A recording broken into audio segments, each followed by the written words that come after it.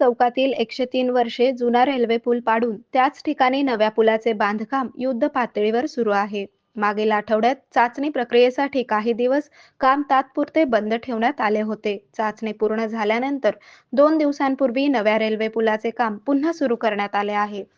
डिसेंबर 2026 अखेर हा पूल वाहतुकीसाठी खुला करण्यात येणार असल्याची माहिती सोलापूर राष्ट्रीय महामार्ग विभागाचे प्रकल्प संचालक स्वप्नील कासार यांनी दिली.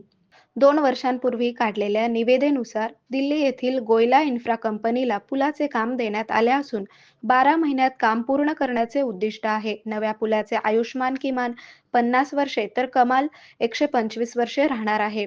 पुलाची उंची 5.5 मीटर आणि रुंदी 16 मीटर असणार आहे. सुमारे 700 मीटर लांबीच्या या कामासाठी 35 कोटी रुपयांचा खर्च अपेक्षित आहे.